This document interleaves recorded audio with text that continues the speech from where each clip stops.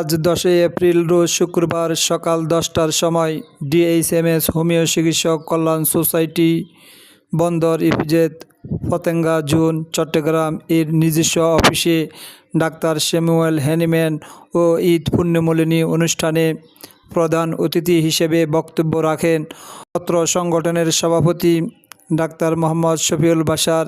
বিশেষ অতিথি হিসেবে বক্তব্য রাখেন প্রধান উপদেষ্টা ডাক্তার KM শহীদ, অত্র সংগঠনের সহসভাপতি ডাক্তার মোহাম্মদ শামীম শিকদার। আরও বক্তব্য রাখেন doctor Ripon Kanti, doctor Wasim Das, doctor Shanu Das, doctor Sahadev, অর্থ সম্পাদক ডাক্তার রহিম চৌধুরী, প্রচার ও প্রকাশনা সম্পাদক ডাক্তার মোহাম্মদ আব্দুর রহিম সহ আরও অন্যান্য ডাক্তারবৃন্দু উপস্থিত ছিলেন। আমাদের প্রত্যেকটি ডাক্তারের তাদের পাশে দাঁড়ানোর জন্য যথেষ্ট ভূমিকা তারা রাখতে পারবে। এই যে আজকে মানবিক সহযোগিতা দিচ্ছে, আমি বলবো এটা শুধু মানবিক সহযোগিতাই নয়, এটা তাদের অধিকার। আমরা ডাক্তাররা যারা বিপদগ্রস্ত হবে, অন্য ডাক্তাররা তাদের পাশে দাঁড়াবেন, এটা হচ্ছে আমাদের দায়িত্ব এবং হৃদরোগে আক্রান্ত তার অধিকার। শুনুন, এটাকে খান করে দেখার কোন উপায় নেই। আজকে যার জন্মদিন পালন করতে অবশ্যই তার কথা যদি সামান্য নাম হয় না, তিনি ছিলেন একজন মহান অ্যালোপ্যাথিক চিকিৎসক। তিনি শুধু অনেক বড় বড় ডিগ্রিধারী ছিলেন, MD ছিলেন।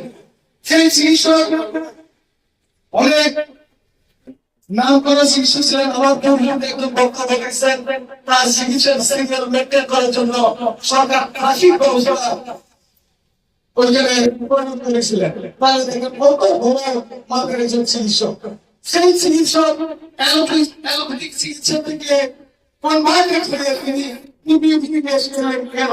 তার পিছনে একটা কারণ ছিলেন, তিনি ছিলেন একজন গবেষক। তিনি গবেষণা করতে গিয়ে দেখলেন তিনি যে চিকিৎসা প্রয়োগ করছেন সেই চিকিৎসা মানুষ সুস্থ হচ্ছে, কিন্তু যে জিনিস সেই ওষুধটা প্রয়োগ করে তিনি তাকে সুস্থ করতেছেন সেই ওষুধ তাকে অন্য দিকে আবার ক্ষতিগ্রস্ত করতেছে, যেটা আমরা বলি পার্শ্ব প্রতিক্রিয়া। আর বলা হচ্ছিল যে কুনাইন জ্বর সারাবে, কিন্তু কুনাইন সারাবে কে? আপনি দেখেন যখন মানুষ অসুস্থ হচ্ছে,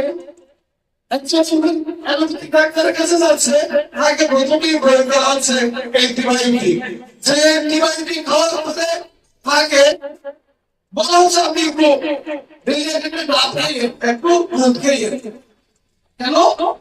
ওই অ্যান্টিবায়োটিক লোক নিতে পারতেছে না, মাথা ঘুরছে, ভরে যাবে। এই জন্য বলা হচ্ছে কুনাইন সরাবে।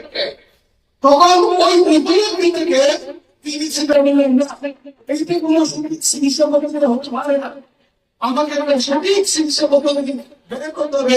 উনি গবেষণা করতে পারলেন, গবেষণা করতে করতে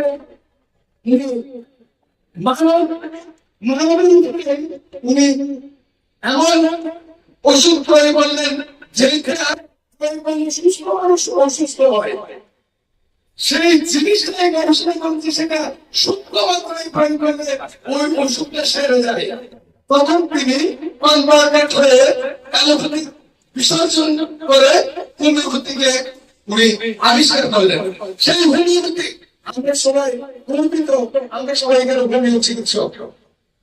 তো আমরা এই চিকিৎসা পদ্ধতির মধ্যে আমরা যদি অ্যানালাইসিস করি, আমাদের কতটা সফল, কতটা ব্যর্থ। সফলতা যারা পেয়েছেন তারা আমাদের অনেক বেশি লেখাপড়া করতে হবে, অনেক বেশি গবেষণা করতে হবে, হতে পারবো। এই জন্য আমি বলবো প্রত্যেকদিন একটা মেডিসিনের উপরে লেখাপড়া করতে হবে। তাই আমরা মানুষের উপকার করতে পারবো, মানুষ আশ্বাসী হবে, আমরা মানুষের কাছে জনপ্রিয় হতে পারবো। আমি আমার বক্তব্য দীর্ঘায়িত করতেছি না। আমি আপনারা যে সংগঠিত হয়েছেন এই সংগঠনটাকে এখন প্রচুর ষড়যন্ত্র হচ্ছে, অনেক ষড়যন্ত্র করতেছে এটাকে কমিয়ে রাখার জন্য যে আমরা ডাক্তার লিখতে পারবো না। এটা যেন কোনোভাবে যদি কেউ ষড়যন্ত্র করে আমরা যারা একই ভাইয়ের মধ্যে সব চিকিৎসা